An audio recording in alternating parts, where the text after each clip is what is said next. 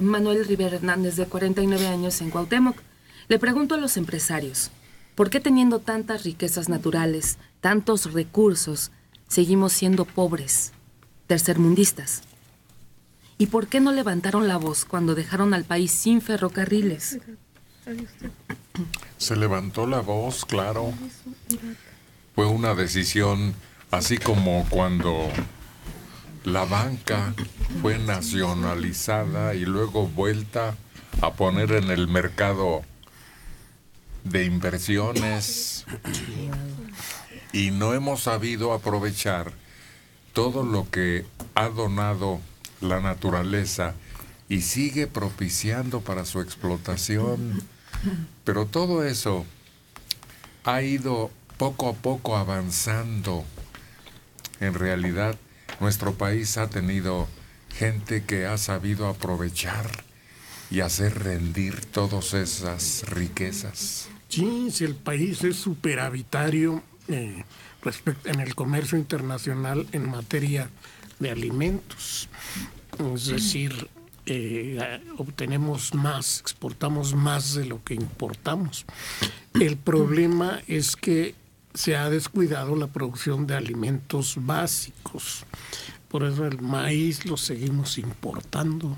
No alcanza la producción nacional de básicos para darnos a comer. Y es la gran discusión actualmente. Porque no se trata tampoco de producir alimentos básicos. No está ahí. El secreto no está en producir maíz, ¿eh? Eso es un error. Pero bueno, los empresarios, primero, ¿a qué empresario le pregunta, eh? Porque empresario también es ese que está parado aquí en la esquina vendiendo discos piratas. ¿Le pregunta a ese empresario? ¿Le pregunta al empresario que está atrás en un puesto en un local vendiendo calzones? ¿O le pregunta al superempresario? Los superempresarios, claro que aprovecharon las riquezas de este país. Producimos tequila y aguacate. Como locos vendemos tequila y aguacate. Porque es lo único que da este país, o es lo que mejor le sacamos producto. ¿Quién rescató al tren, al ferrocarril en México? Los empresarios, lo siguen usando. Si no fuera por ellos, no habría tren en este país. Pero ellos decidieron que les conviene y que había que seguirlo manteniendo. Entonces, creo que no está usted viendo la película completa, con todo respeto. Pero los empresarios en este país le han sacado provecho y jugo y han mantenido el país. Pero, bueno, yo ahí disiento un poquitín. Por ejemplo, en materia petrolera no fueron empresarios privados los que hicieron surgir a la quinta empresa más poderosa del mundo, incluidas petroleras y no petroleras. En su época fue la quinta empresa más poderosa del mundo. Y a pesar de los empresarios y de los enormes recursos naturales que tenemos, plata, oro, petróleo, costas, todo, no han logrado sacar de la pobreza a la mitad de la población de este país. Eso es cierto, y eso es una deuda que tiene un sistema de economía liberal como la nuestra, donde la única justificación de la concentración de la riqueza es que se generen empleos, y eso no se ha logrado. Y que se saque, y además empleos remunerativos, porque empleos sí hay, pero no son remunerativos. Hay mucho que rescatar todavía. Vamos a ver cómo el nuevo mandatario, que próximamente ya tomará posesión, maneja todas esas cuestiones que están además muy enredadas, muy complicadas. No es tan fácil como administrar un negocio o un hogar. No, y además los fenómenos económicos tienen una inercia. Es decir, si durante los últimos 30 años se ha venido propiciando un modelo que favorece a la inversión privada, especulativa sobre todo, sobre la inversión pública en el desarrollo económico, es muy difícil de un día a otro cambiar ese modelo. Y hay compromisos establecidos que sería muy costoso o imposible echar para atrás. Es decir, necesitaría un proceso equivalente al que les tomó a los neoliberales sacar al país del camino nacional revolucionario para echarlo en el neoliberal. Pues hubo un una década perdida, que la llaman. Por eso. Además existen muchas influencias exteriores, cotizaciones que fluctúan y depende de la producción o de lo que podamos exportar. Y ahí es donde México ha tenido sus mejores momentos, cuando el petróleo abundaba y tenía un buen precio, una cotización muy apetecible. Pero ahorita, afortunadamente, se ha tratado de abrir el mercado de los productos que México puede exportar. Y también podemos decir que el lado bueno de toda esta especulación que ha tenido Donald Trump con respecto al Tratado de Libre Comercio ha hecho que muchos de los productos o muchos de los productores que tenemos en nuestro país de diferentes elementos vean otros mercados que ya no sean Estados Unidos y Canadá.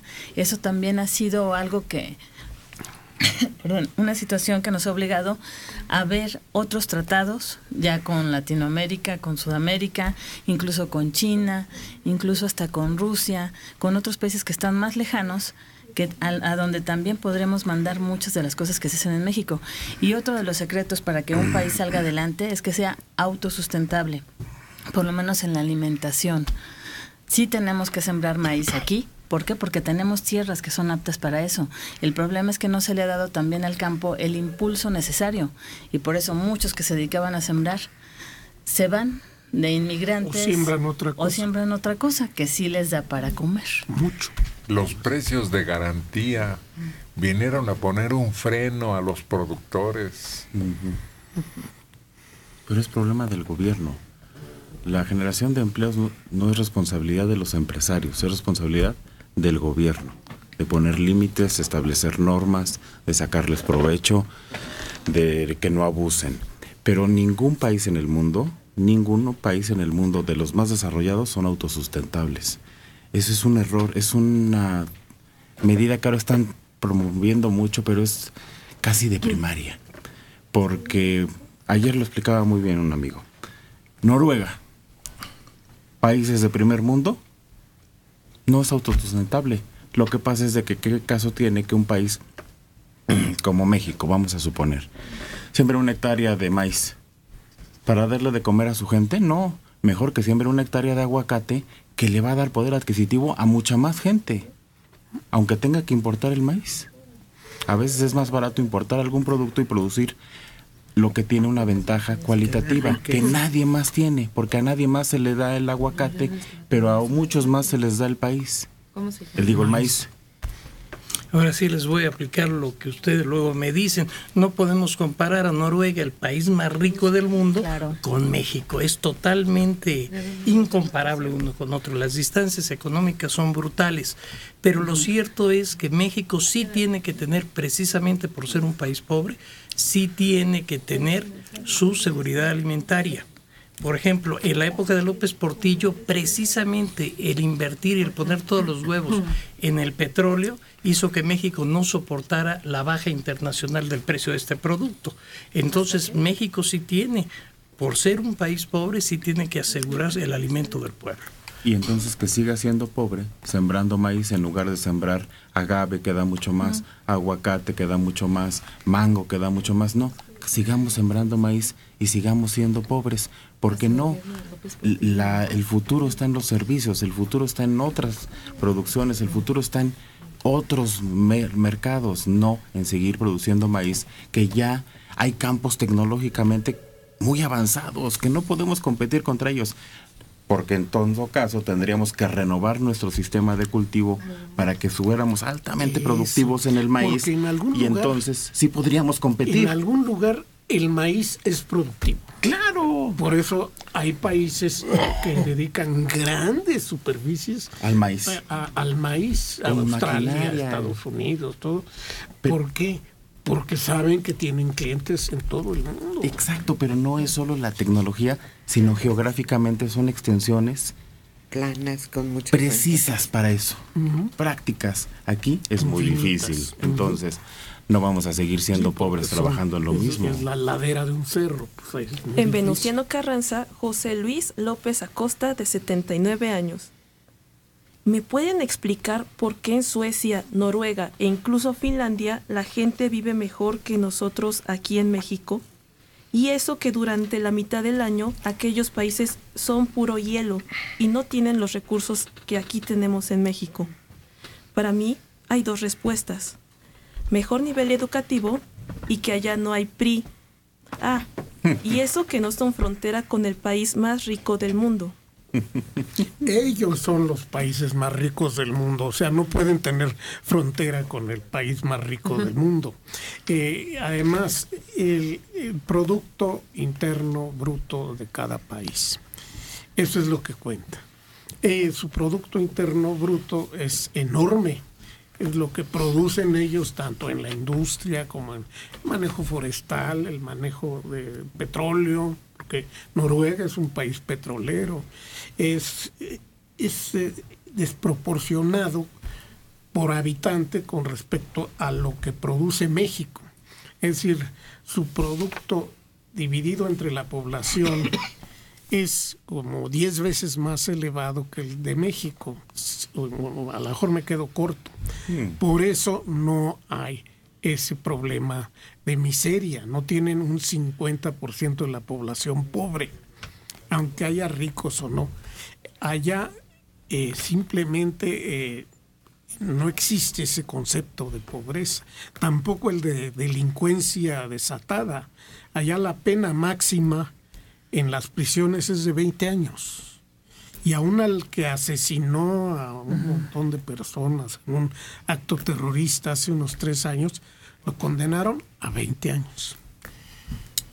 Para volverlo a explicar, porque hace rato no me expliqué bien, a lo mejor no me entendieron.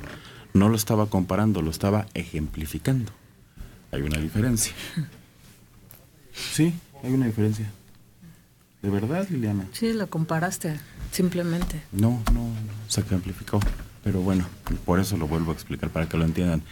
Principal diferencia, allá es un país chiquititito. Allá tienen otra religión. Allá encontraron su ventaja competitiva. ¿Qué quiero decir? Dijeron, ¿para qué somos buenos nosotros? Si aquí hace frío, si aquí no podemos sembrar, si aquí tenemos estas, pues vamos a hacer para lo que somos buenos. No vamos a perder el tiempo en haciendo cosas que no. Ganan mucho, producen mucho dinero, el Producto Interno Bruto de lo que habla Mario. Pero ¿sabe qué? Lo reinvierten, y lo reinvierten en educación, lo reinvierten en salud, lo reinvierten en desarrollo, y por eso funcionan muy bien. Pero de entrada, la población y la religión son distintas. Sí, no depredan su medio ambiente, Exacto. Lo mejoran, explotan el mar de una manera maravillosa. Pues, el arenque les da de comer prácticamente a toda la población de los 3 países escandinavos y de Finlandia. Y ojo, hay pobres, ¿eh? No es cierto que en Noruega no haya pobres. Tú vas por la calle y hay pobres. Hay gente pidiendo limosna en las calles. Y hay gente que vive de manera muy humilde. Humilde, completamente. Sobre todo los pescadores o los que viven en las orillas tienen unos barcos viejos que tú dices, ¿qué pasa aquí? Y es gente humilde que no vive con las grandes riquezas, pero tiene acceso a salud, a seguridad y a educación. ¿Y cuánto gana su primer ministro? Pues, lo no mismo más que un obrero. De 20 veces o de 10 veces lo que gana un obrero común y corriente. Calificado. Bueno, además, una cosa muy importante, su sistema tributario. En ellos, los que más tienen son los que pagan más y pagan impuestos muy altos. En alguna época protestaron por los impuestos y bajaron los impuestos. Entonces bajaron los servicios, bajó la salud pública, la educación pública, etcétera, etcétera. Y los mismos gobernados pidieron que volvieran a subir los impuestos. Pero estos impuestos tienen una función distributiva de la riqueza. Nosotros, en este lado del mundo, en México, la función de los impuestos no es distribuir la riqueza. Es aquí en México los que menos tienen que son los trabajadores, son los causantes cautivos que pagan más impuestos. Allá no, allá los que más tienen pagan más impuestos. Y entonces la distribución de la riqueza es más eficiente. Ahora sí, comparando, hay un ejemplo que me gusta mucho. Sacar una licencia de manejo en Finlandia o Noruega es 3 días de exámenes, cursos desde antes de los exámenes. Para poder ir a los exámenes tienes que acreditar que hiciste un curso. Pero son 3 días de exámenes, nada de que aquí está la mordidita y todo. Tienes que pasar exámenes teóricos, prácticos y los cursos. Aquí en México ni te preguntan si sabes manejar. Tú dices, yo quiero mi licencia y te la dan.